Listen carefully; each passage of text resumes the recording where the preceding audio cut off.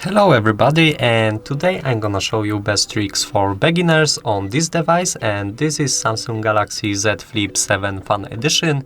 Enjoy watching this tutorial.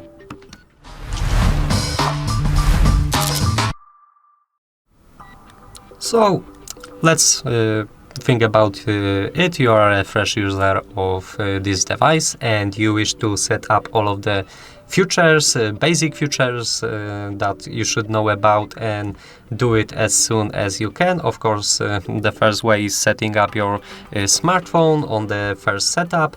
After this, you can get into the settings and do things like me. I will show you that on this video. So let's start with opening the settings. Then make sure that you at first go into the battery and that's some notification, don't mind about it. Let's get into the bottom of these settings and activate show battery percentage, because we like to see the exact battery power, not only the icon. After that, you should get into the display and make sure that you check all of these features and customize your display in a way that you wish to use it. You can choose here the mode, light mode or dark mode. You can schedule it. You can change the brightness. Samsung Galaxy, this model, gives you the extra brightness option, which I think is a very good feature, because for example, you are outside and it's a very shiny day. Sometimes we have some troubles. We can't see what's on the display exactly. The extra brightness, it's giving, like the name said, extra brightness, and you can for sure see what's exactly on the screen. You should trust me, I use it and I'm happy about it. So in that case, you can use this option. You can use it in a faster way than get into the settings. You can just open the tab menu and then hold your finger on brightness, and then you have all of these options here: the adaptive brightness, extra brightness, and adaptive color tone. You can activate it in a fast way. After that, you should get into the motion smoothness. I can tell you that this is the most important thing on your smartphone. If you have the standard option enabled, then you should get rid of it as soon as you can, because it gives you only up to 60 Hz. It saves the battery, but the point is you can look on the preview, and on the right we have a standard refreshing rate. It's clearly visible that it hangs, it lags. So adaptive is better. The smoothness of animations and reaction time is pretty good. The adaptive option gives you refresh rate up to 120 Hz, which is a very good amount for smartphones these days. You should use it, trust me, it works, and it's perfect for using the smartphone in the best way it's possible. After that, you should scroll down to the very bottom of the settings and make sure that you activate this option here, and it's accidental touch protection. You can turn it off or on. If you have turned it off, then you should sit and think about what you're doing, because this option gives you the best feature, that is protection your phone from accidental touches when it's in a dark place, such as a pocket or bag. I ask you how many times you call someone by mistake. Your phone did a lot of things in a packet, and sometimes is very cringe, or you don't want it to be. So this feature just block all of these problems. That's all. Just enable this option, and trust me, once again, I've tested many major smartphones. I used a lot of smartphones, major brands, and let me make sure that this is the best way to use your smartphone. Changing these options here, you can think about the touch sensitivity also, because it increases the touch sensitivity of the screen for using with screen protectors. I don't have a screen protector, and this is bad. Obviously, you should get the screen protector and then activate this option here.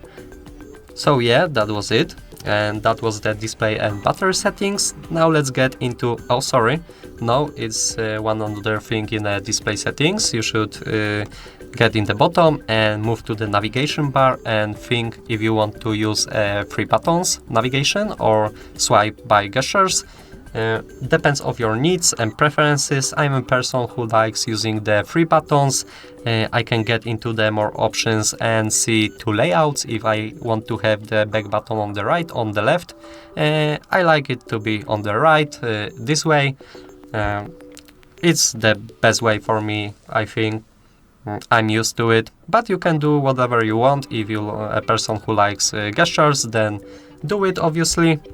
After that, let's get back to the settings, and this device is of course foldable, and when it's fold we have this screen here. So let me unlock it. We have 2 pages here, the first one, the second one, which we can add some I don't want, and of course we have the other screen for some notifications. So yeah, you can customize this screen in a way that you wish to look like, and the proper settings is in the cover screen. You can here change the theme, you can add a new theme, you can manage it of course and see all of it in this preview. You can change the widgets, choose if you want the widgets on the first page, second page, and which widgets you want. I think the battery obviously is a good application to have. Of course, the calendar, clock. I don't know. Decide for yourself. Obviously, I just do it for myself, and I like it to be in that way. After that, you can choose a screen timeout. I think the 10 seconds is a good amount. I don't need more or less. And you can decide if you want to activate the notifications. You can show the notification pop-up even while screen is off, or you can get into the quick response and decide the text you wish to have on the quick responses. After that, you should get back to the main page of the settings and scroll down to the advanced features and get into the screenshots and screen recordings, because we make a lot of screenshots while using the smartphone, so this is important settings. Of course, you should enable the show toolbar after capturing. I can show you why, because if you take a screenshot by using this gesture, you have this toolbar here. You can quickly edit your screenshot, send it to another person, or you can crop it, or search for something by using a Google Lens. After that, you can decide about these 3 options here. All depends of your preferences. If you want to hide the status and navigation bar of the screens, delete after sharing, or save original screenshots, you can choose a format. It's only 2 formats available, the JPG and PNG, and then decide where you wish to have your screenshot saved. Oh, sorry, I should get this folder. Yeah, I won't talk about the screen recordings. It's the same way about the screenshots. And the last thing you should know about is a side button, and you should decide if you want enable the double pressing the power button for quick access to the camera, or decide if you want long pressing power button for opening the digital assistants from Google, or you want the assistants from the Samsung. It's called Bixby. and you want to have open the power of many. All about your preferences. I think the best way is using the digital assistants from Google, but if you like Bixby, then it's okay for me.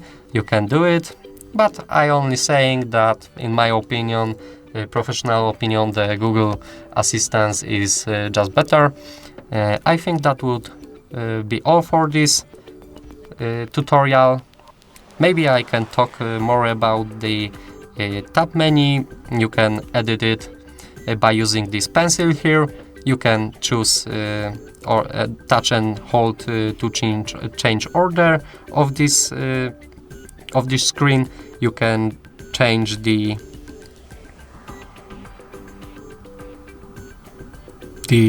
top many tiles. This is most important because it gives you quick access to a lot of features such as a screen recorder, location, I don't know, flashlight, mobile data. You know it, of course. Obviously, if you want to add this tile to the top menu, then you need to search for exact tile. For example, it will be NFC. You can drag it and place it in the in a space you wish it to use. You can of course change the order of these tiles. You can remove it by using this icon, or you can add it by dragging up. That's all. You can't do anything else, and I think that would be finally finish for this video. Let me know about some problems you have with this smartphone, or if this video helps you in the comments. Leave a like, of course, and subscribe to our YouTube channels. Goodbye.